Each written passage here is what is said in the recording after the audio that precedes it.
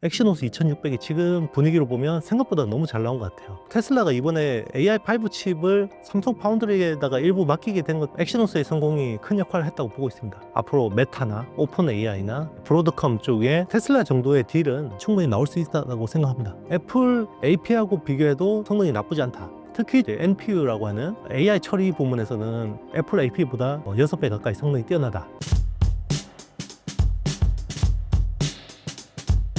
안녕하십니까. IT의 신 이영수라는 유튜브 채널을 운영하고 있고 AI 템베거 투자 작가입니다. 삼성전자 주가가 10만 전자에 다다를 정도로 급상승했습니다. 이번 상승 랠리의 핵심 동력은 무엇이라고 보시나요? 이번에 범용 반도체, 특히나 이제 그냥 일반 D램 그리고 낸드 플래시 가격 반등이 사실 큰 모멘텀이 되긴 했지만 6월부터 뭔가 분위기 반전을 하는 중요한 이벤트가 있었죠. 테슬라하고의 23조 원 규모의 패키지 딜을 진행을 시켰고요. 그 뒤로 애플의 이미지 센서, 시모스 이미지 센서를 또 이제 수주를 받았고, 거기에다가 기존의 캐시카우인 이제 메모리 가격 반등까지 본격화되면서 이제 굉장히 지금은 이상적인 그림으로 가고 있다 이렇게 보고 있습니다. 일단 AI 반도체 수요는 원래 좋았죠. 그래서 엔비디아의 GPU 그리고 이제 엔비디아 GPU에 들어가는 SK 하이닉스는 이제 계속해서 좋았고, 여기에서 사실 철저하게 소외된 게 삼성전자였죠. 삼성전자 같은 경우는 AI 쪽 밸류 체인에 진입하지 못했고, 범용 메모리, 그러니까 그동안의 범용 메모리의 수요처라고 하면 스마트폰이나 PC 같은 B2C 제품이었어요. 근데 이제 최근에 범용 메모리의 가격이 급등하게 된 거는 B2C 쪽 수요가 좋아졌기 때문이 아니라요. 서버 쪽입니다. 근데 기존의 AI 서버가 아니라요. 일반 서버. 2016년에서 2018년 동안 이제 3년 동안 클라우드 쪽에서 크게 투자를 했죠. 그게 이제 슈퍼사이클. 이전의 슈퍼사이클 때인데 그때 이제 투자했던 서버들이 이제 너무 노후화돼서 교체 사이클이 돌아온 겁니다. 그래서 그게 이제 8월부터 본격적으로 이제 수주가 나오기 시작했고, 이쪽 수요를 그 누구도 예상을 하지 못했죠. 그러다 보니까 원래 수요 공급이 굉장히 타이트한 상황에서 이제 없던 생각지도 못했던 수요가 돌발적으로 나오니까 이제 가격이 급등하기 시작했고요. 그리고 이제 삼성전자 같은 경우는 실적 EPS 측면에서는 범용 메모리의 반등이 큰 역할을 했고, 이제 PER, 멀티플 리레이팅 측면에서는 결국 파운드리의 부활이 큰 역할을 했다고 보고 있습니다. 그래서 파운드리 쪽에서 테슬라를 잡았고, 그리고 애플의 CIS를 잡았고, 그리고 이제 최근에 2나노 게이트-올어라운드 공정이 안정화되면서 엑시노스 2600 이 칩이 굉장히 잘 나오고 있죠. 그래서 내년에 갤럭시 S26 여기 전 모델에 들어가게 됩니다. 전 모델에 들어간다라는 거는 울트라 모델은 그동안에 퀄컴이 반드시 채택되는 게 사실상 룰이었거든요. 근데 갤럭시 울트라 시리즈에는 4년 만에 복귀를 하는 겁니다. 그만큼 지금 파운드리의 수율이나 성능이 안정적이다라고 볼 수 있는 거고요. 그리고 이제 플러스 알파로 보면 엔비디아 HBM 진입한 거, 이것도 큰 모멘텀이 되고 있다고 보고 있습니다. D램 가격 상승에 가장 큰 수혜를 입을 곳이 삼성이라고 합니다. 그 이유가 무엇인가요? 원래 범용 D램 쪽에서 가장 큰 시장 점유율을 차지하고 있는 회사가 삼성전자고요. 그렇기 때문에 이제 범용 메모리 가격이 반등하게 되면 삼성전자가 제일 수혜를 볼 수밖에 없습니다. SK 하이닉스 같은 경우는 전체 생산의 20% 가까이를 이미 HBM으로 전환했고요. 그리고 이제 전체 매출에, 특히나 D램의 전체 매출의 절반 정도는 이미 HBM 매출입니다. 그렇기 때문에 범용 메모리 가격에 반등해서 사실 삼성이 가장 큰 이제 수혜를 보는 것도 맞고요. 그리고 또 하나 지금 중요한 거는 낸드 플래시였죠. 낸드 플래시 같은 경우는 그동안에 수요에 대한 어떤 확신이 없다 보니까 굉장히 지지부진했었거든요. 거의 뭐 제가 나와서 천수답이다. 예, 정말 하늘만 쳐다봐야 되는 상황이다. 이렇게 생각을 했었는데, 최근에는 이제 그 AI 데이터 센터용, 그 콜드 데이터 저장용으로 하드디스크 드라이브 가격이 치솟기 시작했고, 그리고 이제 SSD 전환 흐름이 나오기 시작했죠. 원래 HDD하고 SSD 가격 보통 바이트당 단가가 10배 가까이 차이 났었습니다. 한 4, 5년 전만 해도. 근데 최근에는 그게 3배까지 붙었거든요. 그러니까 이제 교체 수요가 나오기 시작했고, 그게 낸드 플래시에는 굉장히 큰 도움이 되고 있죠. 그러니까 낸드 플래시에서도 가장 큰 점유율을 차지하고 있는 게 삼성전자이기 때문에 삼성전자에 대한 이익 전망치가 급격하게 조정되고 있는 것은 분명합니다. 이번 상승이 단순히 반도체 업황 회복에 따른 순환적 반등일까요? 아니면 삼성전자의 근본적인 경쟁력 회복을 알리는 구조적 상승일까요? 순환적인 측면도 있고요. 구조적인 측면도 있습니다. 사실 우리가 반도체, 특히나 메모리 반도체 수요를 이야기하면 크게 세 가지가 중요합니다. 서버 쪽이 있죠. 서버 쪽이 보통 40% 초중반, 그리고 이제 스마트폰이 30% 초중반, 그리고 PC가 10% 초반에서 중반 정도가 이제 보통 세 개 중요한 수요처인데, B2C 쪽은 사실 지금 뭐 전방 수요가 그렇게 뭔가 드라마틱하게 움직이는 건 없습니다. 근데 서버 쪽이 계속 좋은 거죠. 이제 서버는 기업들이 사는 거니까, 원래 AI 쪽 서버 수요는 좋았고, 최근에 이제 더해진 거는 이제 일반 서버 쪽까지 수요가 더해지면서 이게 이제 구조적으로 공급 부족을 야기하고 있고요. 자, 그리고 보통 과거 사이클 같은 경우는 이런 식으로 공급 부족이 발생하면 뭐 생산 업체들이 급격하게 캐파 투자를 늘리죠. 근데 지금은 메모리 3사 중에서도 누구도 지금 공격적으로 캐파를 증설을 하려는 움직임이 없습니다. 그렇기 때문에 이게 앞으로는 일정 기간 이상은 구조적으로 상승할 수 있는 구간에 돌입한 거 아니냐, 이렇게 이제 전망을 하는 거죠. 일단 이제 캐파를 늘리는 게 비용 효율성이 예전보다 떨어집니다. 예전에는 만약에 뭐 10조 원 정도를 투자해서 뭐 한다 그러면 이제 팹 하나를 만들어서 생산량을 그래도 한 월 뭐 4만 장, 뭐 3, 4만 장씩 생산할 수 있다 그러면, 지금은 그 선단 공정 팹을 꾸리는데 비용 자체가 너무 커요. 그래서 예전에 만약에 뭐 4만 장 만들 수 있었다 그러면 이제는 2만 장, 만 장, 뭐 이 정도밖에 안 될 정도로 어쨌든 이제 설비 투자의 금액의 어떤 그게 커졌고, 그리고 예전에는 우리 반도체라는 게 PPAC라고 많이 했어요. 그래서 성능, 퍼포먼스, 그리고 파워, 그리고 이제 에어리어, 그리고 코스트였거든요. 근데 요즘에는 거의 C를 빼는 것 같아요. 그러니까 성능 좋고, 전력 효율 좋고, 스페이스, 에어리어가 적으면 가격이 비싸도 사는 수요처가 있다는 거죠. 그게 결국은 AI라는 변수 때문에 그렇게 된 건데요. 그러니까 굳이 메모리 공급업체들 입장에서는 생산량을 늘려도 이게 가격이 떨어지기 때문에 굳이 물량을 많이 가져가려고 하는 그런 니즈가 사라지게 된 거죠. 그 두 가지 요인이 지금은 구조적으로 메모리 가격이 계속해서 올라갈 수밖에 없게 만드는 요인이라고 보고 있습니다. 3분기 삼성전자 실적은 어떻게 나왔나요? 일단 영업이익이 뭐 예상한 것보다 너무 잘 나왔고요. 영업이익이 잘 나온 거는 결국 메모리 반도체 쪽 가격이 인상되면서 이게 이제 큰 역할을 했고요. 그리고 그동안에 어떻게 보면 실적, 영업이익을 발목을 잡던 게 결국 파운드리 부문이었거든요. 파운드리가 적자가 많이 나올 때는 1분기에 2조 5천억 가까이 적자가 났거든요. 근데 그 적자가 지금은 한 6, 7천억 수준까지 크게 줄었습니다. 그게 이제 최근에 파운드리 쪽에 가동률이 올라가게 되면서 아무래도 이제 적자 폭이 많이 축소됐고, 그게 이제 큰 역할을 했다고 보고 있습니다. 삼성의 상승 흐름은 언제까지 이어질까요? 요거는 이제 삼성전자도 그렇고 SK 하이닉스도 그렇고 적어도 저는 내년 상반기까지는 우상향할 수 있다라고 보고 있고요. 업황으로 보면은 내년까지는 업황은 충분히 좋을 거라고 보고 있습니다. 업황은 내년까지 좋을 것 같은데 주식이라는 건 선반영하기 때문에 적어도 내년 상반기까지는 충분히 우상향할 수 있지 않을까 생각합니다. 메모리 관련해서 삼성 외에 주목할 기업들을 소개해 주신다면요? 일단 영상을 보시게 되는 시점이 되게 중요한데, 저는 이제 11월에 중요한 변곡점이 있다고 봐요. 일단 테크 쪽이나 반도체 섹터 쪽에서는 내년 상반기까지 충분히 올라갈 수 있다고 보고 있는데, 적어도 11월 중순쯤까지는 삼성전자나 SK하이닉스 같은 공주가 추가로 랠리가 날 가능성이 높다고 보고 있습니다. 뭐 최근에 좀 조정이 있긴 했지만 충분히 여기서 더 업사이드가 있다고 보고 있는데, 그 이유는 지금 대형주, 국내 대형 테크주들을 어떻게 보면 끌어올리고 있는 거는 외국인 수급이거든요. 그래서 외국인과 기관이 이제 쌍끌이로 땡기면서 개인들이 이제 물량이 털리는 그런 구조로 갈 거라고 보고 있고요. 11월 중순부터는 약간 시장 색깔이 바뀔 거라고 보고 있습니다. 그래서 일단 반도체 소부장주들이 저는 1차 랠리는 일어났다고 보고 있거든요. 그래서 1차 랠리라고 하면 턴어라운드예요. 그래서 하락 사이클에서 상승 사이클로 가는 건데, 바닥에서 웬만한 주식들은 거의 다 뭐 50% 가까이 올라왔단 말이에요. 그러면 이게 1차 랠리예요. 근데 1차 랠리의 특징은 턴어라운드이기 때문에 그냥 다 땡깁니다. 뭐 웬만한 소부장주들은 다 올라요.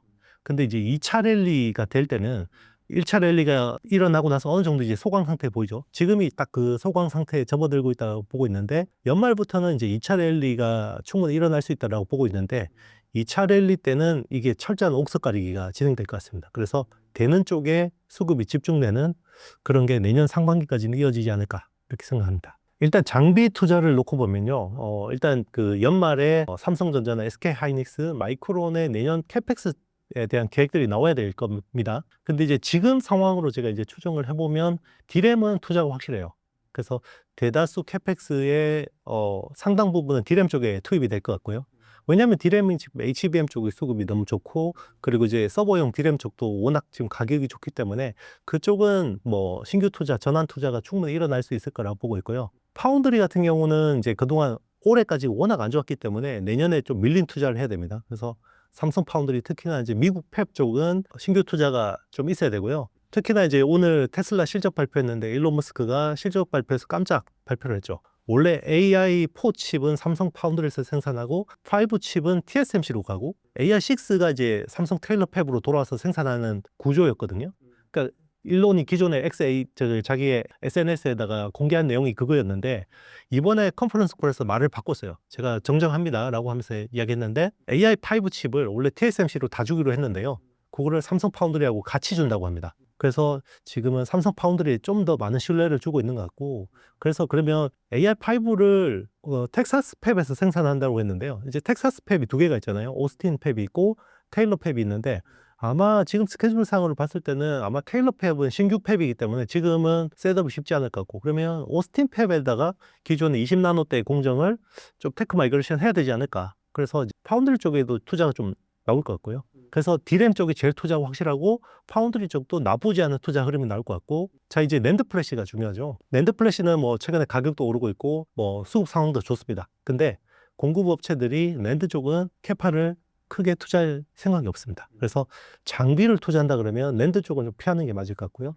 그리고 이제 소재 부품 같은 경우는 기존에 그 가동률이 안 좋다가 가동률이 좋아지니까 수요가 늘어나죠. 뭐 케미컬 쪽에서는 뭐 에찬트를 하는 솔브레인, 그리고 포토레지스트 쪽을 하는 동진 세미캠, 그리고 이제 식각 공정 수요가 늘어나면 파츠 수요가 늘어나죠. 그러면 파츠 쪽에서 하나 머티리얼즈, KNJ, 그리고 이제 뭐 이런 파츠를 세정해주거나 코팅해주고 뭐 이런 쪽의 비즈니스를 하는 코미코, 뭐 이런 회사들은 좀 관심 가지고 볼만하고요. 그리고 가동률이 좋아지면 일단 후공정 쪽에 외주 물량이 늘어나죠. 그러면 삼성 파운드리 쪽에 제일 그 오사 쪽에서 제일 그래도 삼성 파운드리가 조금 좋아지면 엄청나게 좋아지고, 조금 안 좋아지면 겁나게 안 좋아지는 오사 비즈니스가 이제 두산 테슬라죠. 그리고 메모리, 레거시 메모리 쪽에 오사 비즈니스는 하나 마이크론, 뭐 이런 회사들을 좀 관심 가지고 볼만한 것 같습니다. 테슬라가 계획을 바꾼 이유는 뭐라고 보시나요? 명확한 이유는 얘기를 하진 않았는데요. 제가 추정하기로는 최근에 TSMC가 이제 3나노, 2나노 공정 가격을 계속 올리고 있어요. 그리고 지금 2나노 웨이퍼 기준으로 보면 삼성 파운드리하고 TSMC의 가격이 30% 가까이 차이 나거든요. 그러니까 이제 아무래도 삼성 파운드리가 좀 더 저렴한 데다가, 그리고 최근에 이제 삼성 파운드리가 테슬라 쪽에 굉장히 밀접한 서비스들을 많이 해주고 있습니다. 커스텀 서비스를 되게 많이 해주고 있고요. 그래서 이번에 일론이 삼성 파운드리에 대해서는 굉장히 만족스러운 코멘트들을 했습니다. 판타스틱하다라고 이야기를 했었고, 그리고 이제 그 팹에 있는 첨단 설비들이 오히려 삼성께 낫다, 뭐 이런 이야기까지 했었습니다. 그런 것들이 좀 영향을 줬던 것 같고, 그리고 이제 TSMC 입장에서는 뭐 테슬라가 그래도 나름 큰 고객이긴 하지만 엔비디아나 애플 같은 그 어떤 큰 그런 VIP들에 비해서는 물량이 작고 아무래도 좀 대응이 좀 소홀하지 않았을까. 그런 것들이 이번에 AI5 칩이 삼성 파운드리로 이원화되는데 중요한 영향을 준 것 같습니다. 삼성이 갤럭시 S26 전 모델에 엑시노스를 탑재하겠다고 발표했습니다. 이 소식이 갖는 의미는 무엇일까요? 삼성 파운드리가 2나노 수주를 받았잖아요. 테슬라 23조 원 규모의 딜이에요. 근데 저게 수주를 받아놓고 수율이 안 나오거나 성능이 떨어지면 크게 문제가 되잖아요. 그러면 엄청난 적자를 야기할 수밖에 없는데, 그 리트머스 시험지가 첫 번째 딱 그 허들이 엑시노스 2600이 잘 나오는지가 되게 중요했던 거거든요. 근데 지금 분위기로 보면 생각보다 너무 잘 나온 것 같아요. 그래서 그러면 테슬라가 이번에 AI5 칩을 삼성 파운드리에다가 일부 맡기게 된 것도 저는 이번 엑시노스의 성공이 큰 역할을 했다고 보고 있습니다. 그러면 다른 팹리스 업체들도 다 쳐다보고 있겠죠. 그동안에는 TSMC는 너무 대기줄이 길고 삼성 파운드리로 가려고 그러니까 얘들은 수율이나 성능 면에서 좀 불안하고, 그래서 좀 약간 이러지도 저러지도 못하고 있던 고객들이 일부 있었을 텐데, 그런 고객들이 이제는 삼성 파운드리 쪽으로 이제 칩을 맡길 가능성이 높아졌다. 그래서 삼성 파운드리 쪽에 이제 밸류 체인은 좀 앞으로의 업사이드를 좀 봐야 되지 않을까 이렇게 생각합니다. 삼성의 다음 수주 대상 기업은 어디로 예상하십니까? 글로벌 빅테크 중에 한 곳이 제일 유력하겠죠. 어쨌든 파운드리 사업부장이 이제 한진만 사장인데, 한진만 사장이 파운드리 사업부장이 되기 전에 미주 영업 총괄을 했었죠. 그래서 주로 빅테크들 쪽에 네트워크가 좋은 사람이었고 이번에 이제 테슬라 딜을 가져오는데도 한진만 사장이 큰 역할을 했다고 생각합니다. 그래서 앞으로 메타나 오픈 AI나 브로드컴 쪽에 중요한 프로젝트 중에 하나를 가져올 가능성이 있다고 생각하고 있고요. 충분히 저는 이제 테슬라 정도의 딜은 추가로 20조 원 규모의 딜이 충분히 나올 수 있다고 생각합니다. 현재까지 공개된 엑시노스 2600의 주요 정보는 무엇이 있나요? 지금 벤치마크 테스트나 이런 것들 보면 싱글 코어나 멀티 코어나 쪽에서 썩 나쁘지 않은 것 같고요. 그리고 지금 애플 AP하고 주로 많이 비교를 하는데 애플 AP하고 비교해도 성능이 나쁘지 않다라고 이제 지금 이야기를 하고 있습니다. 이건 좀 더 이제 검증이 필요한 부분이긴 한데 특히 중요한 거는 이제 NPU라고 하는 AI 처리 부분에서는 애플 AP보다 6배 가까이 성능이 뛰어나다라고 이제 주장을 하고 있고요. 그리고 이번에 어떻게 보면 설계도 좀 잘 됐고 수율이나 공정도 좀 잘 됐다라고 하는 부분이 원래 삼성 엑시노스 같은 경우는 원칩으로 모든 걸 다 했어요. 보통 AP라고 하면 시스템 온 칩이라고 하거든요. 그래서 여기에 CPU 들어가고 GPU 들어가고 ISP 같은 이미지 시그널 프로세서 들어가고 그리고 이제 중요한 게 통신 부분에서 제일 크게 그 칩 면적을 차지하는 게 베이스밴드라고 하는 메인 통신 블록이거든요. 근데 이번에는 그냥 베이스밴드를 뺐어요. 베이스밴드를 빼서 따로 칩으로 별도 칩으로 만들고 AP는 이제 프로세스 쪽에 이제 좀 집중을 했거든요. 그게 좀 이번에 주요했고 성능이나 이제 수율 면에서는 이게 좀 그래도 큰 역할을 했다. 물론 이제 업체들 입장에서는 베이스밴드 칩을 별도로 빼기 때문에 이게 어떤 설계 전체 그 설계에서는 좀 그전보다는 조금은 어려운 부분도 있겠지만 그거보다 훨씬 더 많은 편익들을 가져왔죠. 성능이나 이런 부분에서는. 갤럭시 S26에 엑시노스가 적용된다는 소식에 대해 소비자들의 반응이 긍정적이지 않은 이유는 무엇일까요?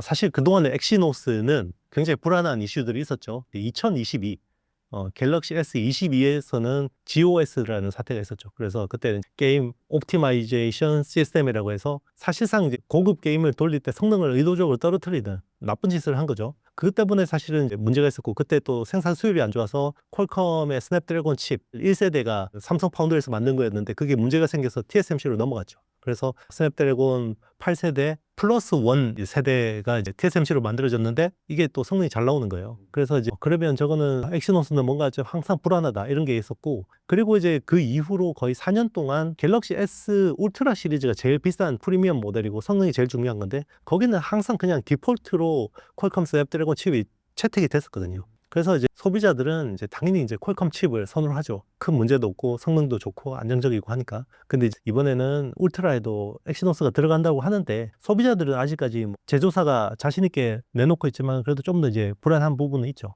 작년도 그렇고 재작년도 그렇고 삼성 파운드리 쪽에서 계속해서 노이즈가 많았었어요. 그래서 어떤 회사 내에서의 그런 목소리들이 계속해서 나왔었는데 그게 회사 공식적인 코멘트는 아니다라고 했지만 결국 지나고 보면 그런 이야기들이 내부에서 나오는 불만들이 대부분 맞아 떨어졌었거든요. 근데 올해는 그런 이야기들이 별로 없는 것 같습니다. 그래서 나름 좀 잘 되고 있는 것 같다. 그리고 이제 결국은 경영진의 어떻게 보면 매니지먼트 역량이라고 생각하는데요. 작년 5월에 전영현 부회장이 이제 DS 부문장으로 갑자기 왔잖아요. 그때 이후로 사실 거의 1년 넘게 혁신을 굉장히 거듭을 한 것 같고 저는 어느 정도 그게 성과를 거두고 있다고 생각합니다. 만약 엑시노스 2600이 시장의 기대를 뛰어넘는 성과를 거둔다면 삼성의 스마트폰 MX 사업과 반도체 DS 사업에 각각 어떤 파급 효과가 있을까요? MX 부문에서 봤을 때는 퀄컴 칩을 쓰게 되면 엑시노스를 쓸 때보다 비용이 훨씬 더 올라가게 되죠. 그래서 수조 원의 비용이 추가로 부담을 하게 되는데 제주는 곰이 부르고 돈은 퀄컴이 챙겨간다 이런 이야기 나올 정도였는데 엑시노스 비중이 높아지면 아무래도 이제 그런 쪽에서 AP에서 나가는 그 어떤 비용 부분이 충분히 많이 절감될 수 있고 그러면 MX 쪽에서는 이제 이익률을 좀 높일 수 있는 부분이 되고요. 그리고 이제 DS 부문에서는 아무래도 AP가 좀 잘 돌아가면 이게 이제 AP하고 그 메모리 간의 커뮤니케이션이 굉장히 효율을 만드는데 굉장히 중요한 부분이 될 수 있는데 그런 쪽에서도 좀 개선될 수 있겠죠. 그러니까 AP가 좀 떨어지면 메모리를 좀 더 좋은 걸 써야 돼요. 그래서 예전에 이런 이야기를 했었죠. 엑시노스에는 성능이 좋은 마이크론 칩을 쓰고 퀄컴처럼 이제 AP가 안정적인 거는 삼성 메모리 쓰고 이런 이야기를 많이 했었는데 이제 그런 것들이 좀 이제 와해된다 그러면 삼성 메모리의 또 어떤 채택 비중을 더 높일 수도 있겠죠. 엑시노스가 제도약을 준비하는 동안 퀄컴, 애플, 미디어텍 등 경쟁사들은 어떤 기술적 진전을 이뤄왔나요? 그러니까 이제 계속해서 칩 성능은 계속해서 좋아졌어요. 그래서 특히나 이제 집중한 부분이 GPU 쪽이었거든요. 왜냐하면 GPU 쪽에서 아무래도 게임 쪽 성능이 되게 중요한데 그게 이제 결국 게임을 할 때 전기 소모를 덜 하고 열이 덜 나는 게 되게 중요한데, 그래서 이제 GPU 성능을 높이는 게 매우 중요했었죠. 그래서 여기서는 단연 퀄컴이 압도적이었죠. 뭐 원래 그 ARM의 그 아키텍처를 쓰면 보통 이제 CPU도 가져와서 쓰지만 GPU는 이제 예전에는 그냥 말리라고 하는 ARM이 제공해주는 그 GPU를 그냥 많이 갖다 썼거든요.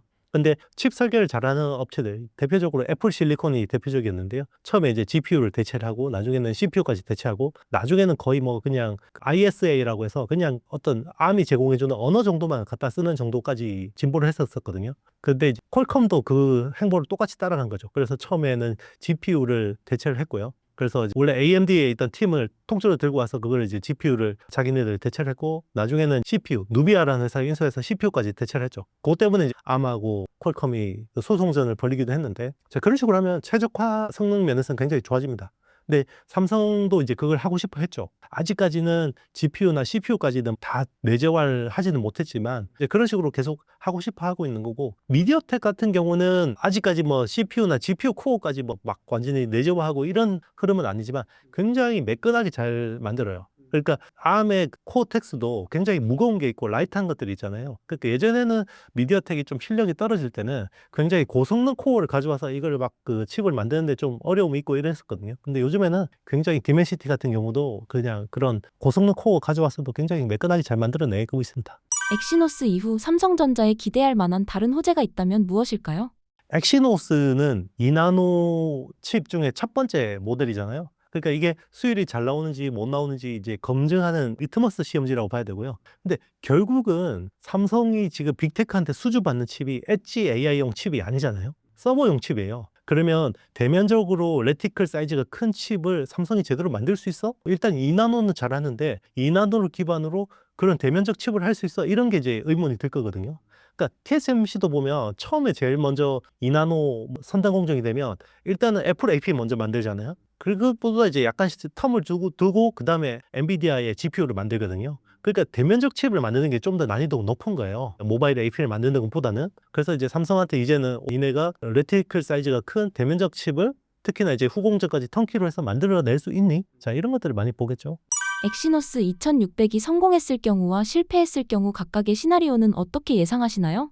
저는 성공했다고 보는 쪽에 가까운데요. 일단 성공하게 되면 이제 그동안에 주저하던 팹리스들이 삼성 파운드리 쪽으로 이제 찾게 되는, 그동안에는 오로지 TSMC 쪽에 카드만 생각하다가 이제 삼성 파운드리 쪽으로 이제 대안을 모색하는 팹리스들이 좀 몰려들 것 같고요. 만약에 엑시노스가 성공적이지 못하다, 뭔가 또 이제 칩에서 결함이 나오고 발열이 문제가 생기고 그럴 경우에는 또 이제 팹리스들이 또 TSMC 쪽으로 더 몰려든, TSMC는 정말 돈방석이 않는 그런 시나리오가 가능하겠습니다. 더 중요한 거는 우리 삼성 파운드리에 있는 밸류체인 기업들 있잖아요. 그 밸류체인 기업들한테 큰 영향이 가게 됩니다. 그리고 또 한편으로는 우리나라가 지금 150조 원의 재원을 확보해서 소버린 AI를 개발하고 있는데, 만약에 삼성 파운드리가 여기서 뭔가 제대로 자리를 못 잡는다 그러면 외산 기술 비중을 더 높일 수밖에 없죠. 그래서 데이터 센터를 꾸리는 데 있어서 아무래도 뭐 엔비디아하고 TSMC가 돈을 버는 그런 구조로 가겠죠. 현재 삼성전자의 파운드리 상황은 어떤가요?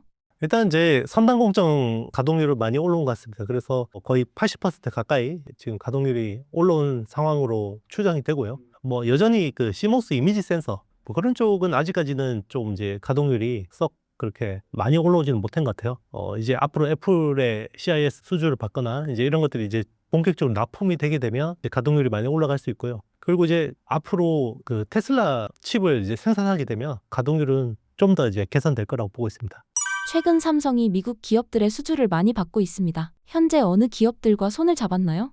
삼성 파운드리 같은 경우는 기본적으로 자사, 시스템 LSI에서 설계하는 엑시노스 비중이 제일 크고요. 이쪽 비중이 제일 크고, 원래는 외부 고객 중에 제일 큰 고객이 퀄컴이었어요. 근데 지금은 이제 테슬라가 되겠죠. 테슬라의 AI5, AI6 칩을 생산하게 되면 이제 테슬라가 가장 큰 비중을 차지하게 될 것 같고, 애플의 이미지 센서, 시무스 이미지 센서가 그래도 이것도 조단위 물량이 될 것 같고요. 그 외에는 사실 아직까지는 큰 물량은 없습니다. 그래서 차량용 AP 하는 암바렐라라든지 반도체 설계의 전설인 짐 켈러가 설계하는 텐스토렌트 칩 뭐 이런 것들 조그만 물량들을 많이 만들고 있는데, 근데 이 중에서 하나 누가 대박을 치게 되면 또 거기서 물량이 터질 수도 있죠. 최근 삼성이 2나노 웨이퍼당 가격을 33% 인하하였습니다. 공격적인 수주 전략이 성공할 수 있을 것으로 보이나요? 그렇죠. 팹리스 업체들 입장에서는 계속해서 TSMC가 선단 공정 가격을 올리고 있고, 웨이퍼 가격을 올리고 있고, 그리고 이제 코버스라고 하는 어드밴스드 패키징도 계속해서 가격을 올리고 있거든요. 여기에 대해서 굉장히 부담스러운 기업들이 많을 겁니다. 이런 것들을 고객한테 전적으로 부담을 전가할 수 있는 엔비디아 같은 업체들은 크게 문제는 없겠지만, 이 마진 축소를 감수해야 되는 회사들 입장에서는 굉장히 이게 좀 부담스럽죠. 그러면 이제 삼성 파운드리가 안정적으로 생산해 줄 수 있다 그러면 그쪽으로 물량을 맡기고 싶어 하는 기업들이 많을 겁니다. 근데 이제 좀 더 검증된다. 진짜 엑시노스가 제대로 만들어지고, 그리고 이제 다른 팹리스 업체들의 칩이 안정적으로 만들어진다 그러면 더 많은 고객들이 올 수도 있겠죠. 트럼프 정부의 반도체 관세 및 미국 테일러 패배 상황은 어떤가요?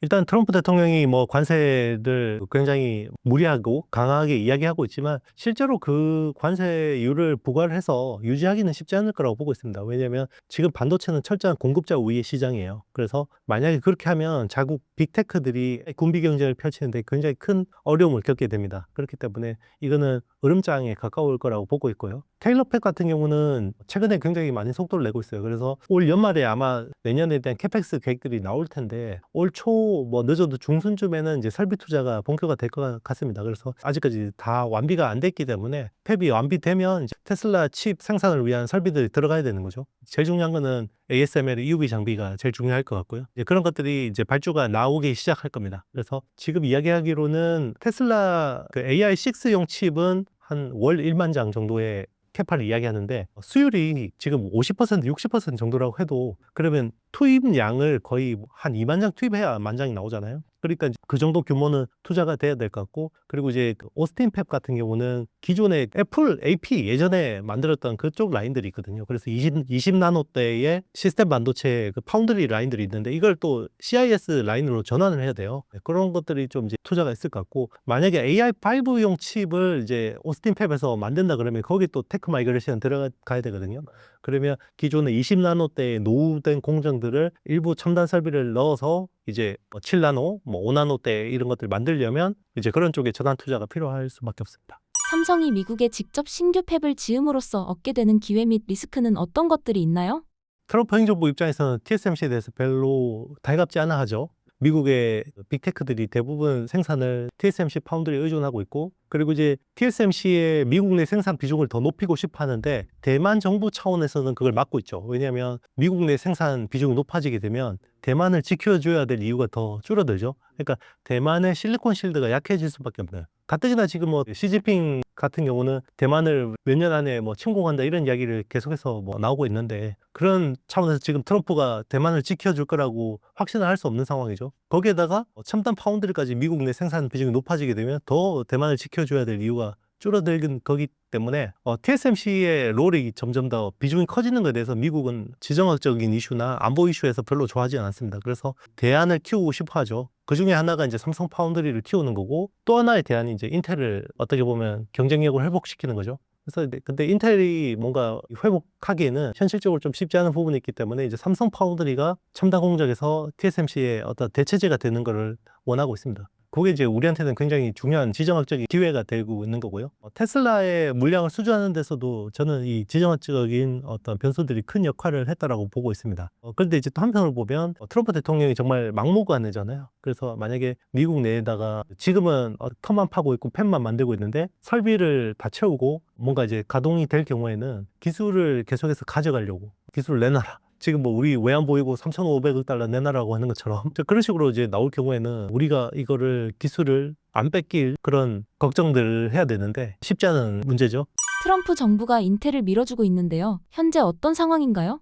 인텔이 사실 그 팩겔 시거 CEO, 전임 CEO 때 그 굉장히 공격적으로 투자를 했죠. 그래서 파운드리 비즈니스를 본격화하겠다. 그래서 이제 분사도 했고요. 사업부도 이제 별도로 만들어서 좀 했는데 그게 성공적이지 못했죠. 그래서 이제 그때 밀어붙인 것들이 오히려 지금 이제 동기돼서 인텔이 재무적으로 굉장히 위험에 처했는데 미국 정부가 살려준 거죠. 그래서 최근에 소프트뱅크가 일단 자금을 태웠고요. 미국 정부도 자금을 태웠고, 최근에 이제 엔비디아의 팔목을 비틀어서 또 자금을 태우게 했고, 그 자금을 확보를 해서 결국 지금 1.8나노 18옹스트롬의 공정을 지금 하겠다라는 거거든요. 그리고 이제 마이크로소프트가 여기에 마이아 3, 또 AC까지 발주를 한 상태죠. 근데 이제 이게 잘 만들어낼지에 대해서는 굉장히 많은 의문들이 있을 겁니다. 일단은 인텔을 절대 죽일 수 없다라는 게 이제 미국 정부의 입장인 거고, 그런 부분에서는 이제 삼성 파운드리가 제대로 못하면 인텔한테도 약간 좀 밀릴 수 있다라는 위기감도 있죠. HBM 시장에서의 경쟁 상황을 알려주신다면요? 현재는 HBM3 12단이 메인인데요. 여기서는 거의 85%, 90% 정도를 SK 하이닉스가 과점하고 있다라고 봐야 될 것 같고요. 그리고 이제 나머지 시장을 마이크론, 삼성전자가 이제 열심히 하고 있다라고 봐야 되는데, 이게 이제 루빈 GPU, 지금은 이제 블랙웰 GPU인데 루빈 GPU가 되면 HBM4가 메인이 되거든요. 그래서 HBM4 12단일 경우에는 내년부터는 이제 SK 하이닉스 비중이 엔비디아 내에서 비중이 50%대까지 줄어들 것 같고요. 그래서 뭐 한 50에서 55% 정도 내외의 비중을 차지하지 않을까 보고 있고, 나머지 한 40% 정도를 삼성전자와 마이크론이 담당하는 그런 구조로 갈 것 같습니다. 일단 그 SK 하이닉스는 그냥 효율적인 방법, 기존에 내가 잘하기 때문에 굳이 무리하지 않고 TSMC의 12나노 파운드리 공정을 쓰기로 한 것 같고요. 그것만 해도 뭐 지금 엔비디아가 요구하는 핀당 11기가 bps 정도를 맞추는 데는 크게 문제 없다라고 생각하는 것 같습니다. 근데 이제 삼성 같은 경우는 기존에 SK 하이닉스한테 많이 뒤쳐져 있잖아요. 그러니까 디램 납장도 SK 하이닉스는 1B 공정을 씁니다. 1B는 이제 12나노대고요. 1C 공정 같은 경우는 11나노대거든요. 그럼 당연히 11나노대가 성능도 좋을 텐데 비싸겠죠? 그래서 이제 디램 자체도 좋은 걸 쓰고 있고, 베이스 다이도 4나노를 해서 지금 11기가 bps보다 좀 더 높은 성능을 구현하겠다, 이런 생각인 것 같습니다. 근데 이제 이게 잘 됐을 경우에는 퀀텀 점프를 할 수 있는 계기가 될 수 있지만, 혹시 이게 만약에 안 된다 그러면 이게 고스란히 삼성이 부담해야 되는 비용으로 돌아오겠죠. 사실 아직까지는 샘플 테스트 단계이기 때문에 이게 뭐 지금 연구소 단계에서 샘플 제품 가지고 뭔가 성능을 논하기는 좀 그렇지만, 그래도 지난 2년 동안은 사실 그 샘플조차도 안 돼서 좀 문제가 있었잖아요. 근데 일단 샘플은 잘 만든다. 그렇지만 양산은 해봐야 한다. 이 정도가 지금 확인된 바라고 볼 수 있고요. 그래도 삼성전자가 저렇게 공격적으로 뭔가 지금 투자 흐름을 보이는 거는 그래도 기술이 어느 정도 무르익지 않았을까 생각이 듭니다. 주가가 많이 오른 현재 주의 깊게 봐야 할 삼성전자의 리스크 요인은 무엇일까요? 당분간은 제가 보기에는 삼성전자에 큰 리스크는 없어 보여요. 왜냐하면 일단 캐시카우인 디램 가격이나 낸드 플래시 가격이 단기간에 뭔가 꺾일 만한 이유는 보이지 않습니다. 왜냐하면 공급 부족인 상황이고, 그리고 메모리 회사들의 재고 상황도 굉장히 타이트해요. 지금 삼성전자 같은 경우는 재고가 6주 정도밖에 안 남아있고, 마이크론이나 SK 하이닉스 같은 경우 2주 정도밖에 안 남아있어요. 역대급으로 재고가 낮아 있는 상태이기 때문에, 그러면 이런 상황에서 가격을 뭔가 더 하락시키기는 쉽지 않거든요. 그렇기 때문에 일단은 메모리 가격의 반등, 이 속도를 잘 봐야 될 것 같고요. 가격 성장률, 증가율, 그리고 이제 스팟 가격의 동향들이 되게 중요할 것 같은데, 만약에 그게 꺾였다 그러면 삼성전자한테 좀 문제가 될 수 있을 것 같고, 그리고 이제 엑시노스가 지금은 순항 중인데, 혹시나 엑시노스가 또 나중에 뭔가 성능이나 뭐 이슈들이 나오게 된다 그러면 또 그게 문제가 될 수도 있는데, 설마 또 그럴까 싶기도 합니다.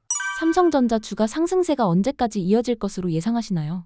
지금은 사실 그 수요를 주도하는 게 서버 쪽이기 때문에 기업들의 캐펙스, 자본 지출 흐름을 보는 게 되게 중요할 것 같은데요. 그동안에 이제 빅테크들의 캐펙스 피크아웃 시점이 빠르면 올해, 늦어도 내년 이렇게 봤거든요. 근데 지금은 대다수들이 내후년을 보는 것 같아요. 그래서 2027년 정도의 피크가 올 것 같고, 지금까지는 업황이 좋을 거라고 보고 있는 것 같습니다. 그래서 지금은 보면 하이퍼스케일러, 이제 빅테크들이 또 넘쳐나는 컴퓨팅 파워 수요를 다 감당을 못하니까 그 밑에 있는 네오 클라우드 업체들이 수혜를 보고 있죠. 그래서 우리가 생각지도 않았던 뭐 코어 웨이브나 네비우스, 오라클 같은 회사들이 생각보다 공격적으로 지금 캐파 증설, 캐펙스 투자에 나서고 있고요. 이게 이제 어쨌든 내년까지는 뭔가 지속이 될 것 같습니다. 그리고 기업들의 수요가 어느 정도 꺾인다고 하더라도 지금 소버린 AI 쪽에서 수요가 대기하고 있어요. 그래서 중동이나 우리나라, 일본, 유럽, 인도 이런 데서도 지금 자국 기반의 LLM 투자를 하려고 하기 때문에, 데이터 센터 투자를 하려고 하기 때문에, 그런 쪽 수요까지 감안하면 적어도 내년까지는 피크아웃 할 가능성은 적다. 네, 그렇게 보고 있습니다.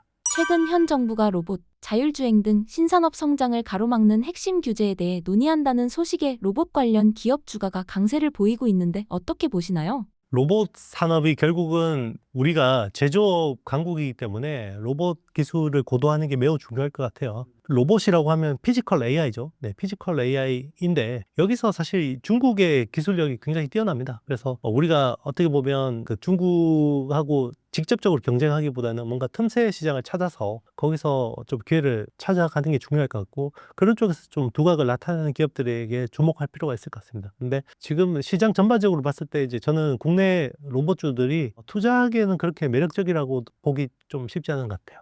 최근 국내 로봇주 상황을 전해주신다면요?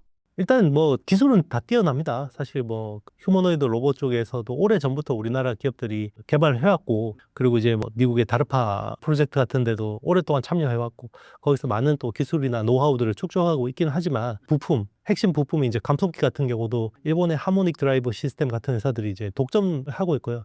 여기 뭐 국산화를 하고 있지만 그래도 여전히 일본의 어떤 부품들 의존도가 높다라고 볼 수 있고요. 결국은 여기서 나오는 것도 데이터거든요. 그러니까 로봇을 가지고 계속 시뮬레이션해서 데이터를 이제 축적해서 이게 이제 결국은 피지컬 AI를 구현해야 되는데 지금 보면 결국 그 엔비디아의 플랫폼을 다 의존할 수밖에 없는 상황이거든요. 그렇게 보면 결국 부가가치는 엔비디아 같은 빅테크 쪽에 있는 거 아니냐 뭐 이런 인문들이 있는데 그러려면 이제 더 좀 제조업에 특화된 우리만의 어떤 경쟁력 강점을 가진 그런 영역들을 좀 잘 발굴해 나가야 될 것 같습니다. 수많은 로봇주들 중 주목해 볼 만한 종목은 무엇인가요? 기존에 뭐 잘 나가는 기업들 계속해서 관심 있게 보고 있습니다. 이제 삼성에 인수된 레인보우 로보틱스 같은 회사도 뛰어나죠. 근데 이제 밸류에이션 부담은 있다라는 거, 뭐 이런 것들을 좀 잘 감안해서 이제 여러분들이 잘 투자에 판단하시면 좋을 것 같고요. 로보티즈 같은 회사들도 뭐 그런 액추에이터나 이제 핵심 기술들을 상당 부분 내재화하고 있고요. 그리고 이제 글로벌 회사들하고 좋은 파트너십을 많이 유지하고 있기 때문에 계속해서 관심을 가질 만하다고 생각하고 있고요. 그리고 이제 국내 SPG라는 회사가 이제 그래도 감속기 쪽에서는 그래도 오랫동안 기술 내재화를 추진해 왔기 때문에 관심을 가지고 볼 만한 것 같습니다. 테슬라의 옵티머스 개발 진행 상황 및 실제 상용화 상황을 전해주신다면요?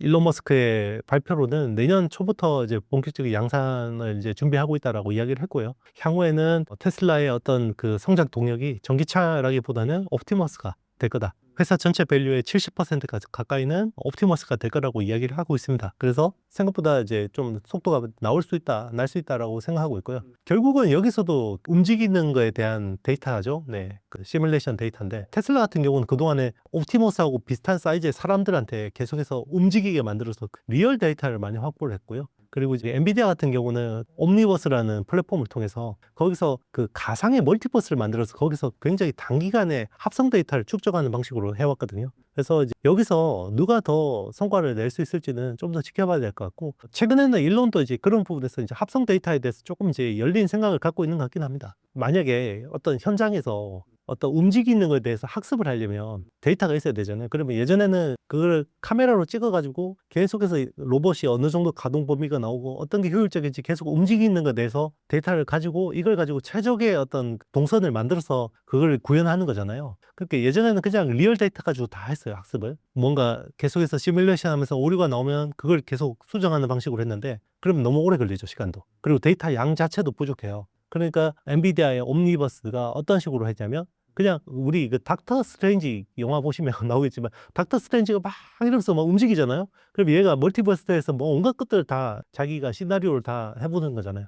그거를 그런 식으로 해서 실제로 안 움직였지만 움직이는 것처럼 해서 그 데이터들 합성으로 만들어서 그걸 가지고 트레이닝을 시키는 겁니다. 그런 식으로 해서 굉장히 어떤 개발 속도를 압축할 수 있는 엔비디아의 칩을 사면 그 플랫폼을 쓸 수 있기 때문에 굳이 피지컬 AI를 가지고 별도의 생태계를 꾸리려고 하던 회사들도 그냥 엔비디아 들어가서 하자. 여기는 데이터도 많고 뭐 제공해 주는 것도 많으니까. 자, 그런 식으로 가는 거죠. 실제로 보면 국내에서 피지컬 AI 대표 기업이라고 하면 저는 현대차라고 생각하거든요. 현대차가 사실 뭐 자율주행도 있지만 결국 그 보스턴 다이내믹스 거기에 대해서도 이제 여러 가지 그 개발에 대한 프로젝트들이 있었는데 최근에 보면 엔비디아 쪽에 제일 힘을 싣고 있어요. 그래서 엔비디아하고 손을 잡고 엔비디아의 옴니버스하고 거기에 아이작 뭐 이런 여러 가지 플랫폼들을 통해서 이제 개발하는 쪽에 지금 힘을 싣고 있죠. AI 산업의 발전이 로봇 산업과 주가에는 어떤 영향을 줄 수 있을 거라고 보시나요? 결국 저는 이제 테슬라한테 달려있다고 보고 있는데요. 테슬라가 옵티머스를 이제 대량으로 양산하고 이게 이제 우리 사람들 눈에 보이기 시작하는 시점부터 굉장히 어떻게 보면 이제 주식 시장에 큰 영향을 줄 거라고 보고 있고 그리고 이제 자율주행차 로보택시 같은 것 그런 것들이 이제 활성화되는 속도에 따라서 피지컬 AI에 대한 시장의 관심이 매우 달라질 것 같다 이렇게 생각합니다. 로봇주에 새로 투자하려는 분들에게 추천하는 전략과 핵심 요소는 무엇일까요? 일단 아직은 누가 주도하는 회사가 될지는 잘 모르죠. 근데 이제 중요한 거는 엔비디아하고 테슬라는 분명합니다. 그래서 엔비디아하고 테슬라가 어떤 행보를 보이는지, 거기서 어떤 기업들하고 파트너십을 맺는지에 따라서 그 투자 아이디어를 그대로 이제 국내에 적용해서 그 프록시 기업들을 보는 게 되게 중요할 것 같아요. 구독자님들에게 한 말씀 부탁드립니다. 최근에 반도체 테크 기업들이 굉장히 많이 급등하다가 요 며칠 동안 이제 소강 상태에 접어들고 있는데, 저는 지금 이게 뭔가 이제 추세를 꺾는다기보다는요, 지금 건전한 조정을 겪고 있다고 생각합니다. 그래서 연말 그리고 내년 상반기까지 충분히 기회가 있기 때문에 이럴 때일수록 좀 더 이제 공부를 하시고 용기를 내셔서, 정말 저는 지금이 버블로 가기 위한 초입이라고 생각하거든요. AI 버블로 가기 위한 초입에서는 사실 올라타는 게 맞아요. AI 버블에서 내릴 때는 중반 이상 갔을 때 고민하셔도 됩니다. 그러니까 지금은 어떻게 보면 많이 오르긴 했지만 아직까지 기회가 굉장히 많은 시장이라고 생각하기 때문에 여러분들도 지금 시장에 잘 대응하시길 바라겠습니다.